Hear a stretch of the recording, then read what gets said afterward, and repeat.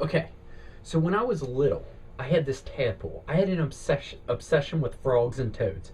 I know it's kind of weird. Like my brother and I would collect all these toads because we have like woods kind of near us, and so we would find all these toads and frogs in our yard and in the woods, and we'd put them in these little wells and like feed them and crickets and all that stuff.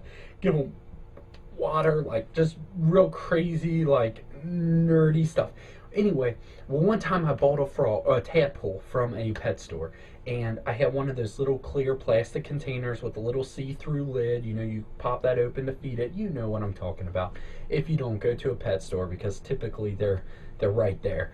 And I had a tadpole, and I wanted it to grow into a frog. So you know, originally when I got it, I had the little tadpole food or whatnot, and so I fed it, and this tadpole. You know how typically you buy like a tadpole or win a goldfish at a festival or win a tadpole at a festival. Odds are that tadpole lives 2 days tops. If it lives 3 4 days, or that goldfish lives 3 or 4 days after the festival, you've got a awesome goldfish because typically, like I said, 2 days tops.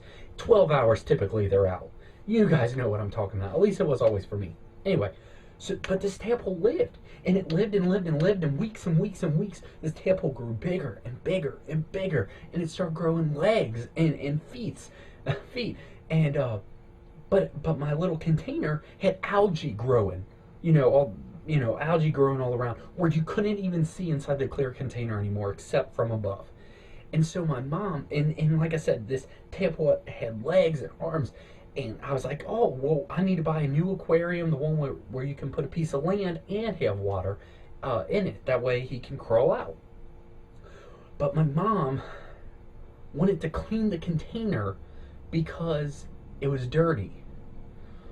Well, the tadpole was living off like that algae and eating that algae, and that's how he was growing. And she wanted it viewable, best viewable, and more presentable. If neighbors or whoever come in our house, they see this little cage, they don't want to see all this like algae bacteria stuff. They want to see it, clear in there and see a tadpole. And so I woke up the next morning and the tadpole died. And I think that's exactly how a lot, and I'm not mad at my mom, I kind of gave her the go to do that because, it makes sense. I didn't really realize it at the time that that's probably how the tadpole was surviving, was off that algae. But I think a lot of times people, non-believers, think that they have to look viewable, that they have to clean up their life before they can come to Christ. And that's not true at all. Newsflash, you're never going to be without sin.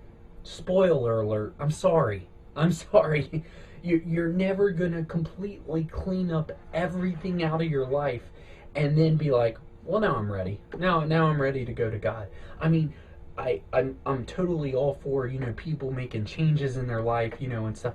But you can cling to Christ and come to Christ just like that by decision, by accepting Him into your heart. And so I just want to encourage, if there's anyone watching these videos who, because I get a lot of different messages, and it seems like a lot of people believe that they need to get out of their relationship. And if that's a conviction on your heart, do it. I'm not saying don't do it, but what I'm trying to say is you're never going to be perfect and then think, oh, okay, now I can come to Christ. Like, there's always going to be sin in your life. Like, you're always going to sin. You're always going to fall short.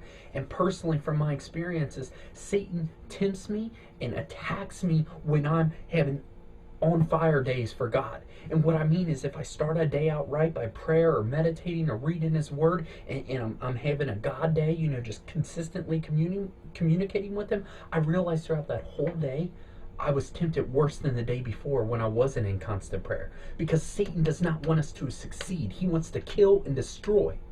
Okay? So you're never going to be without sin. So I just want to encourage you that you don't need to clean up my life like my mom thought. Cleaning that tadpole cage, making it most viewable will be best. It killed the tadpole. And it'll kill you because you're going to get depressed, you're going to get confused, you're going to get stressed out, thinking, oh, well, I just need to clean this now, and I already took care of this, now I just need this and this and this, and then I'll be all right with God. Or you're just going to waste your life because time's going to be up.